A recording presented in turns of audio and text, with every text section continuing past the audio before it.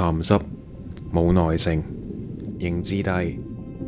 我唔係話緊你，我亦都冇資格批評任何人，因為呢啲都係我嘅特徵。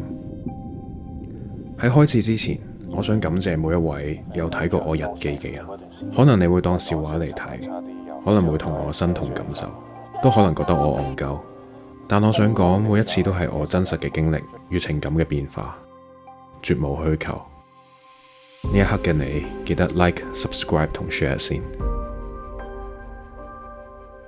Intro。 喺半年有多之前，我絕對係一個 fucking loser， 唔代表而家唔係。喺目前呢一刻，我照樣都係一個 loser。但可能已經進化咗另一個階段啦，就係我選擇咗承認自己係失敗，係有無數缺點嘅一個人。我接受咗自己係一個 loser。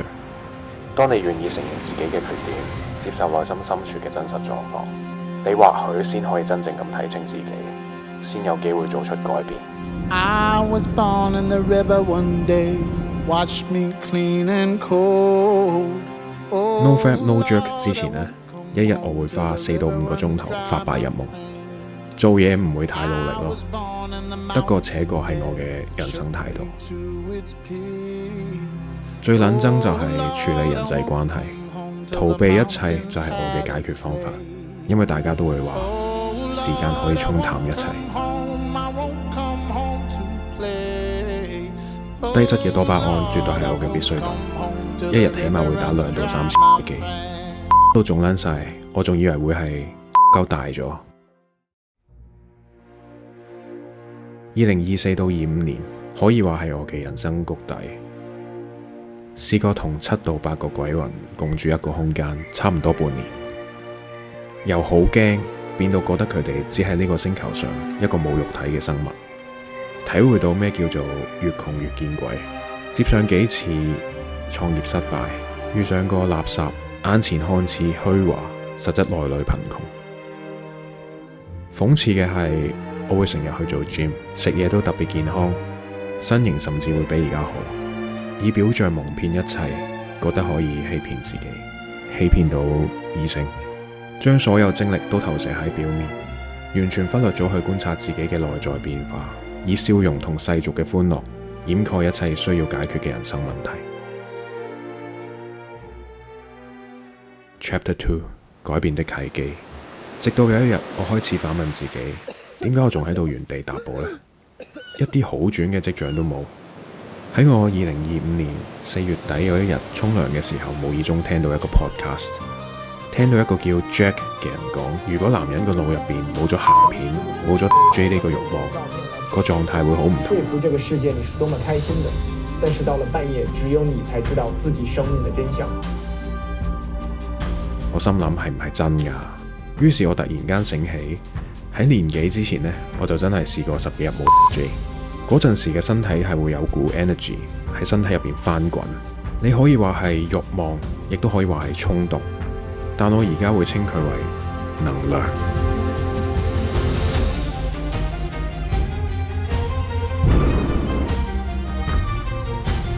即係我當時唔識轉化佢，於是我沖涼嘅時候淋住花灑企足半個鐘，回想緊身邊嘅人，好似我 bro Tyson， 佢堅持咁做自己想做嘅事情，慢慢將目標實現，堅持做 gym。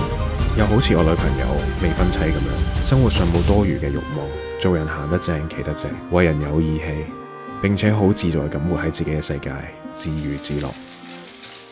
當時沖完涼之後，我突然間對自己未來嘅生活充滿動力同希望，因為我覺得自己應該都係仲有得救。也許 No Fap No Jerk 係我呢個 loser 唯一一次嘅救贖同埋改變。然後我就決定咗喺2025年5月1號勞動節，蛇年嘅唔知道幾月初幾，正式開始咗呢個 No Fap No Jerk 嘅旅程。今日係2025年5月1號，維持咗 No Fap 1日嘅時間。目前嘅我冇乜嘢感覺，一日半日可以話係冇乜嘢難度嘅。雖然有時候都係會心思思想喺摸咗底部，但都算冇乜嘢特別嘅症狀咯。呢度主要係記錄我 No Fap No Jerk 嘅日記。我希望自己可以撐過30日先。拜拜。你話係咪忍得好辛苦呢？其實第一日嚟講，我覺得都算係 easy 嘅。唔知聽日仲頂唔頂得住啊？暫時做嘢嘅專注力同埋效果都係。Chapter 3 面子存款論。一開始我只係想拍片 diary 去咁督促自己，冇特別嘅 editing 同想法，只係想求其咁樣 post 上網，點知非常戇鳩。第一條片就有幾萬 like， 而且 forward 嘅數字仲多過 like。開頭我覺得呢個平台應該係系統出現咗問題，我呢啲戇鳩片邊會有人睇啊？後尾開始唔對路，越嚟越多人 comment， 我好撚慌，心諗仆街，啲人肯定 send 俾啲 friend 話，你睇呢條友好撚好笑啊！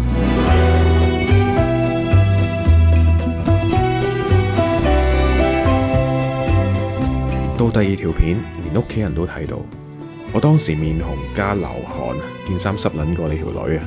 我掙扎咗好耐，應唔應該繼續定係 delete 晒佢？後尾我諗通咗一個道理，人生有幾何可以消費自己嘅面子？面子就好似你銀行入邊嘅存款，你而家唔使，到你老咗，呢啲面子同錢一樣會貶值。我而家只要用盡呢一刻嘅自己去拼搏，由嗰刻開始，我唔再 care 任何人點樣睇我。Chapter 4 儀式感還是借口。從開始到呢一刻 ，No Fap No Jerk 旅程咧，幾次嘅 season， 即係 reset 嘅次數，去重置堅持嘅日數。第一季 No Fap No Jerk No Sex， 名為係60日的禮物，詳情可以睇翻我 platform 上面嘅片。第二季係101的100，喺第一次連續堅持100日之後，麻木追求目標數字嘅結果，所謂有儀式感地喺101日 reset。之後經歷咗第三季嘅 No Fap No Jerk No Sex 135日，喺2025年最後一日嘅12月31號，約定咗大家望住同一個天空 reset， 然後以為可以開始一個2026年全年 J 嘅計劃，但係喺2026年2月17至到3月3號連續 reset， 起碼1日2次，敵不過生活嘅壓力以及遇到好多唔開心嘅事，選擇咗放棄自己。喺短短幾次嘅季度當中，係藉口定係儀式感呢？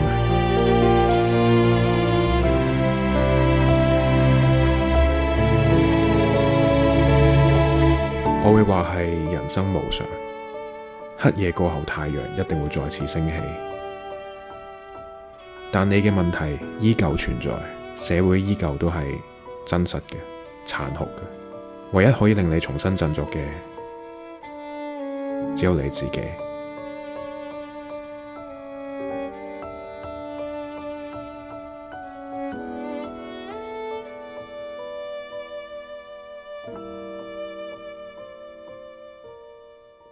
Chapter 5 William。 我一出世就好鍾意笑，咩事都可以笑一餐。啲長輩啊，或者係大部分人呢，都會覺得我係嬉皮笑臉，連啲女見到我個樣呢，都話係 Playboy Fuck Boy。因為我經常帶住一個笑嘅表情。我記得啱啱升中學嘅時候，我都係日日笑，又鍾意講粗口。有一日有個同學同我講：點解你成日笑㗎？我覺得你好假，好虛偽。從嗰日開始，我就將我個名從 W 嘅 William 改成 William， 因為我想話俾大家聽，我係 Will， 真係開心。直到慢慢長大步入呢個社會呢，笑容慢慢就越嚟越少，因為笑睇落嚟呢就唔夠有型。對於出嚟做嘢可能會俾人哋一種唔踏實嘅感覺，我真係屌你老母。但係 No Fap No Jerk 呢個旅程呢，改變咗我成為一個真實表達自己同屌你老母臭嘅心態對待一切。雖然我嘅笑容真係減少咗，但我會選擇同值得過電嘅人重啟我嘅微笑。所以我選擇咗喺第二季101日結束之後呢，送俾自己一份禮物，就係令自己嘅牙齒變得更加整齊同埋變白，可以改變一下自己嘅風水，喺啲 video 度可以笑得自然啲啦，同埋安全感啲。所以我選擇咗一間比較可靠同價錢不錯嘅診所做牙貼面。第一日佢哋直接嚟我屋企樓下接我，到咗之後就影相啦，同埋 scan 我啲牙，同埋磨我做牙嘅表面啦。跟住我返屋企等咗大概1-2個禮拜再去整。呢個係我之前比較黃同埋個 gap 比較大啲。呢個係我整完之後，我對於呢個禮物呢，我就非常之滿意，同埋會更加激勵到自己要變得越嚟越好。所以我好推薦呢間牙醫診所。費撚事你哋話我賣廣告，想知 details 呢，可以 inbox 我會 send 啲 information 俾你。Chapter 6 Loser Day 1其實每日都係 Day 1。Day 1可以從今日開始，無論你想改變啲咩都好，而家就可以開始。承認自己係 loser 係對自己誠實，接受所有唔代表係認命，係改變命運嘅開始。今日係2026年嘅4月4號，馬年嘅2月17，係我 No Fap No Jerk 第5季嘅第32日。我會嘗試每個星期都 up 一條長片。